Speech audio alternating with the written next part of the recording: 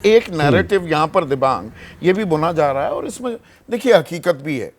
अब हिंदू वहां पर मंदिर जलाए जाएंगे या वहां पर हिंदुओं के घर पर हमला किया जाएगा या 2 काउंसलर्स की हत्या कर दी जाएगी तो हमारा एक झुकाव, एक रुझान, एक सिमिलैरिटी कि भाई वो हिंदू हैं, पर वो हिंदू हैं, भारतीय नहीं, वो बांग्लादेशी हैं।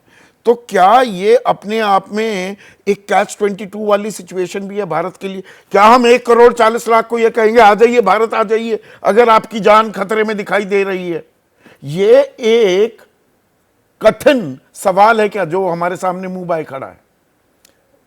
देखिए, आप जो सवाल पूछ रहे हैं उसको अगर दूसरी तरह से देखें तो हमें ये भाव छोड़ देना चाहिए कि हमारे अगल बगल के जो पड़ोसी हैं उनसे हम एक बड़े भाई की तरह उनकी हम चीज़ों को तय करें।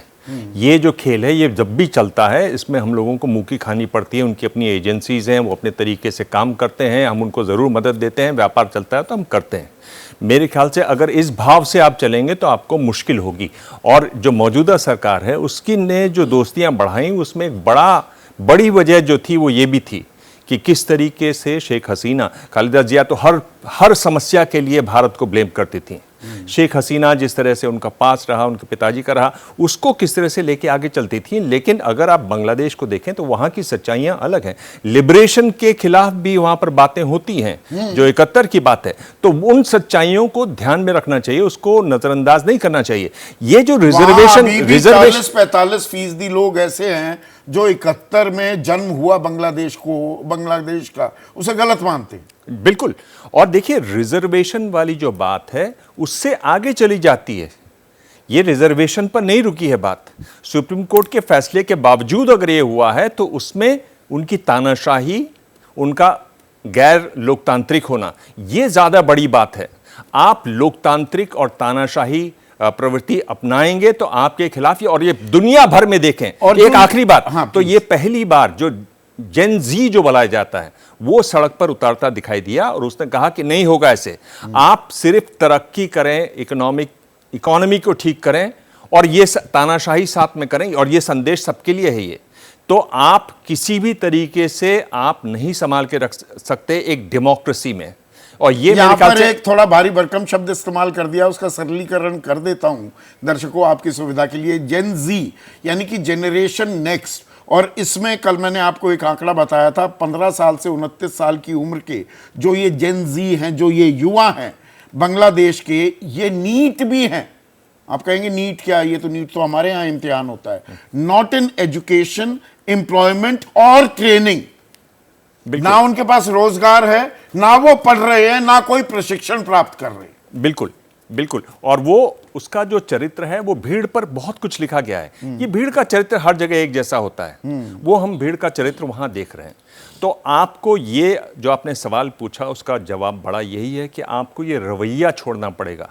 और दूसरा, उसमें आप लगातार अनदेखी करेंगे तो आप और पिटेंगे। देखिए, आप अगर देखें तो इस्लामिस्ट जो पार्टी है उससे वहां अमेरिका के जो राजदूत हैं उन्होंने बातचीत की। अमेरिका की बाइडेन सरकार ने इसकी आलोचना की। तब भारत ने एक ऐसा रुख अपनाया जिसमें वो अमेरिका के साथ कम और बांग्लादेश के साथ ज्यादा खड़े दिखाई दिए।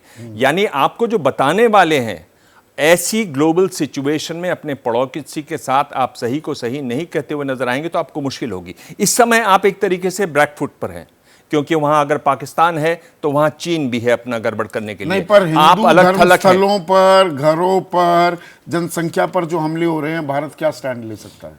देखिए, हमले हो रहे हैं 27 डिस्ट्रिक्ट्स में, हम लोग की खबर है। ये भी खबर है कि कुछ डिस्ट्रिक्ट्स में जो क्लेरिक्स हैं, मुस्लिम क्लेरिक्स, उन्होंने मंदिरों की रक्षा भी की, ये भी खबर है। लेकिन ज़्यादातर खबर यही है कि हमलों की है।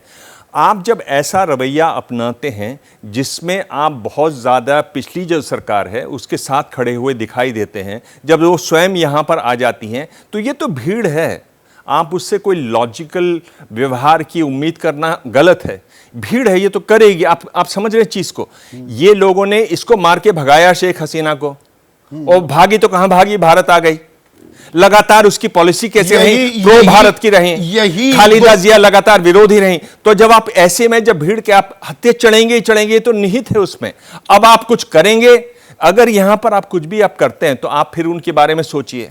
इसीलिए मैं कह रहा हूं कि आगे कुआं पीछे खाई। आपको इस मोह से हटना पड़ेगा कि वो हिंदू हमारे हैं, वो बांग्लादेशी हैं, बांग्लादेशी नागरिक हैं। आप जब तक ये रवैया नहीं अपनाएंगे आपको मुश्किल आएगी।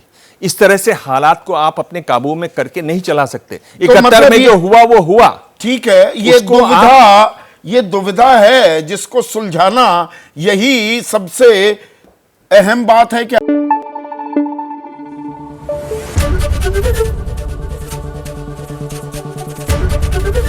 एबीपी न्यूज आपको रखे आगे।